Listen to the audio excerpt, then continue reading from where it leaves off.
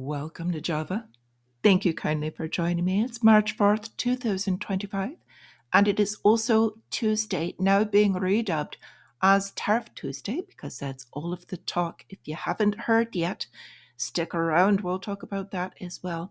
Before I get into anything, though, I would like to make a special mention and a special thanks to everyone that is here for me every day. Hitting that like button, it is making a difference and to keeping the channel out there from being totally sunk down into the bottom of the dustbin. So I appreciate you warmly, and especially those of you that contribute financially and keep me afloat. So with that, I appreciate you all tremendously. Now, we do have quite a bit to talk about. This is our proverbial sea of blood. So with this, let's go straight into the markets because that is what we're talking about. Now, the fear greed meter has not moved. We're still in extreme territory at the 20 mark. Now, yesterday, the markets got hit quite badly. So we called this one quite well yesterday. It did as we expected. I hope everyone that was in the trading made some good money after this. So daily driver today is still continued fear. There's a lot of blood in the markets as it did get hit yesterday. We've got cryptoism saying crypto is crumbly, no longer safe haven, and money is flowing into safe havens at the moment. What are those? Those are gold, if you're new here. So gold is doing quite well, just below the 3,000 level again. Now, this will be an interesting marker because this is not the first time. So we'll see if gold actually breaks through that 3,000 level. Personally, I don't think it's quite there yet, but we'll see. It could be by the end of the week even. Now, we've got stocks poised to open very weak and continue the bloodletting, if you will. Futures are saying that there's a bit of a recovery, but it looks quite weak. So again, that midday, as there are a lot of retailers still buying into this dip, and then the larger markets, the money, if you will, the big money is selling into these pumps. So retailers buying and the big money is selling. Now, where is the big money going?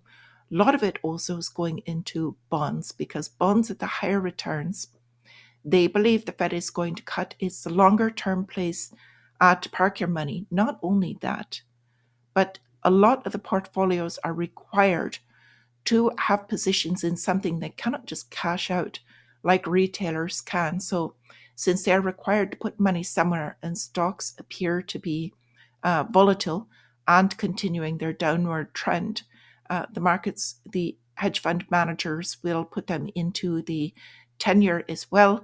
You will see the yields go down as they purchase this because the price is going up as they put money there instead of the stock market.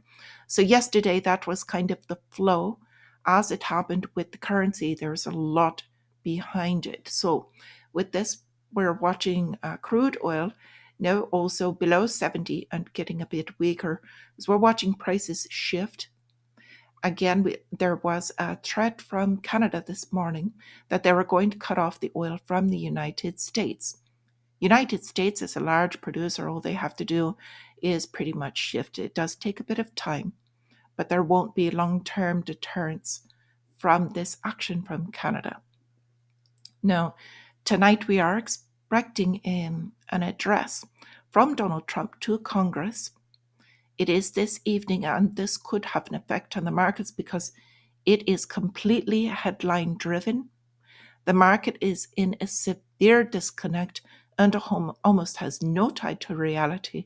So anything that he says regarding something in particular, whether it is a specific sector, particularly watching for energy, also defense spending is the likely things that he will be speaking about, as well as steel tariff trades, and gold will be affected by this as well. Now, we've had quite a few interesting developments. Federal Reserve's Michael Barr, he's kind of second in charge, and the main one in charge of all of the banking oversight.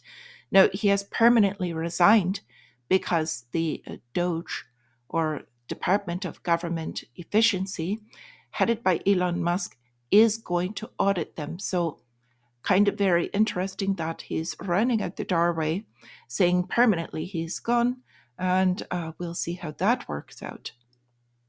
Now we've got the calendar today that we're watching it. There really isn't too much, but we're looking forward to the large ones this week. PMI, and really it's going to be Friday all about unemployment, jobs and unemployment. As I've been saying for some time, that is our true marker for what is going to affect the markets going forward. In reality, we're going to see unemployment is going to rise. I've been saying this for some time. We are looking at minimum as they report. We're going to watch unemployment hit somewhere 9 to 10%, when the real values will probably be in the low 20s before this corrects completely. So we've got Ray Dalio. He is major hedge fund runner. I've spoken of him before. I have great respect for a lot of what he's done and what he's been through. And he's saying the United States could face a surprise debt crisis, heart attack within 3 years. Now, he is watching all of these, saying it's not a good time to be making big bets. A lot of them have a lot of their holdings either in cash or cash equivalents, is what they say, and out of these markets. So just caution to the words of this. More pain to come, very likely. So Greg said himself yesterday that he's seeing a 6-month timeline. So I agree with this, and I've kind of been looking at this, and I'm not the only one. There have been a few others that have been calling for a significant weakness in the markets, starting approximately third quarter of this year. Now, 6-month timeline from now, we're at the end of the first quarter. That would put us right at that third quarter as well. So a lot of things lining up. That is also historically a weak time in the market. So kind of looking forward, probably right around September, October timeframe. So with this, we're watching things that are going on in the real economy as well. More companies, airlines, out of the blue, filing bankruptcy. This happens to be Silver Airlines. They are a smaller carrier. However, there are larger carriers that are beginning to feel the brunt. Now, they're filing bankruptcy and cancelling all flights all of a sudden at an airport, leaving their travelers stranded. Now, this is Orlando Airport in Florida. Now, they were kind of becoming more of a major hub. And what's going on is this is a major consolidation.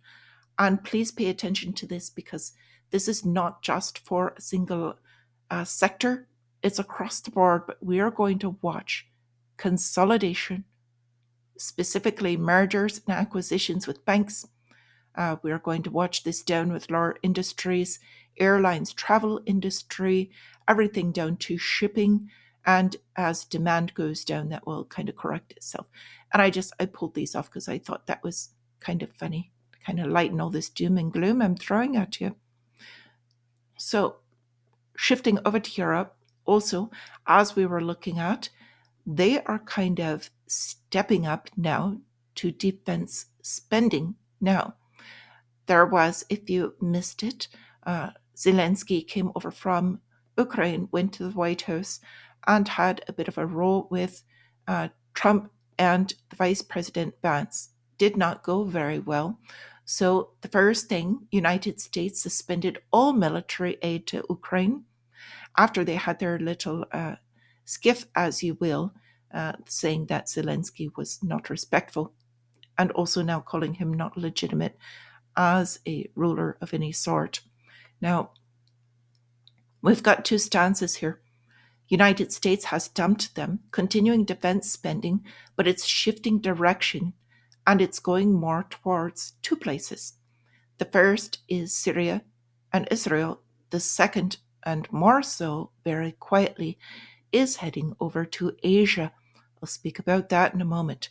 Now we've got the European Union is kind of stepping in. They're in panic mode, saying that they're in danger. And this is Ms. von der Leyen pitching €800 billion defense package ahead of the leaders' summit. And then they just announced $150 billion, €150 billion defense spending program. going back and forth too much travel. Uh, the bloc's security is threatened in a very real way, she's saying, and claiming that they must spend this money. Well, this is a backdoor way to inflate the currency. As you know, now speaking yesterday about Rheinmetall is the one that is keeping Germany afloat, and not just Germany, through the manufacturing, through this company, more weapons defense spending, as that's the type of contractor they are. But the United States is funneling money through it and therefore also propping up portions of the EU. So this is the way that they're floating this back end trade and keeping them going. So according to, wanted to bring this up to Tier Cure, Mr. Starmer for the UK, saying that increased military spending will make Brits richer. So that being the case, all of you should be kind of cheering on all of this military spending and all of the higher taxation you're paying, because it will make you richer somehow. I don't know how his math works, but it's apparently different than mine. So I'd like to just bring up China now, banning imports of alumina. These machines are gene sequencers.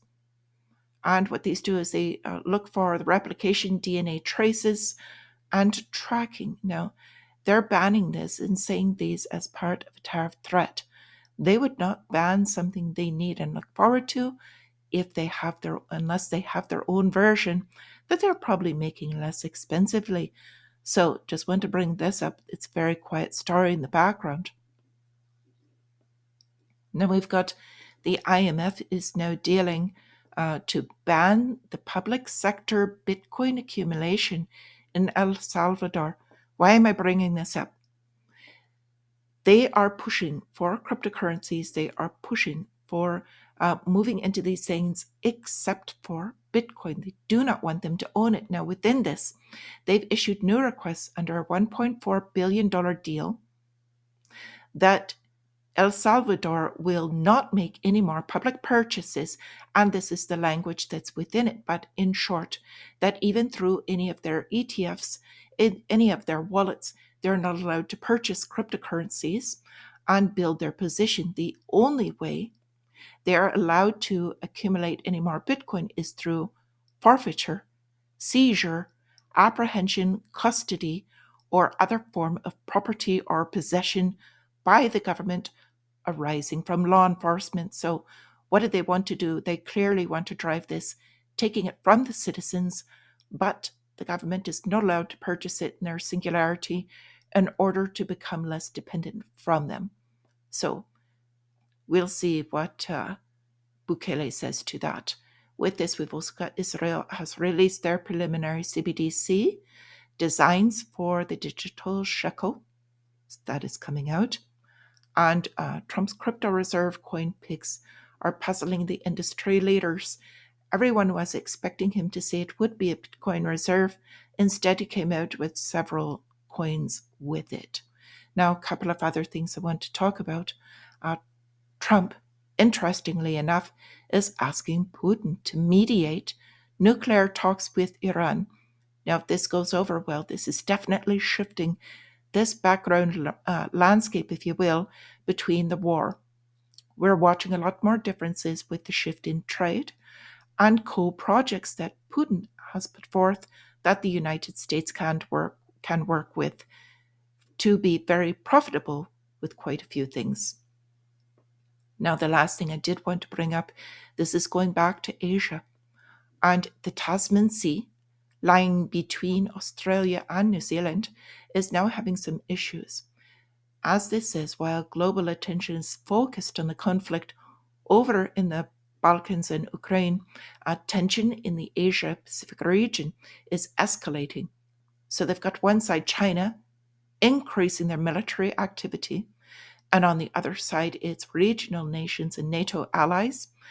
This is also Japan through Taiwan. And now they decided to sail through the Tasman Sea without telling Australia. So this did alert them. They did announce it to New Zealand, but both of them put out escorts, if you will, for these Chinese warships coming through. So there's a lot of heat up over in Asia.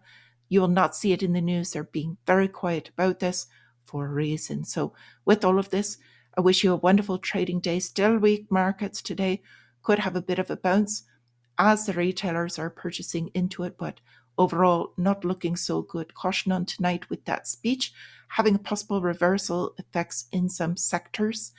And so I wish you all a wonderful evening. Until I see you again, stay free.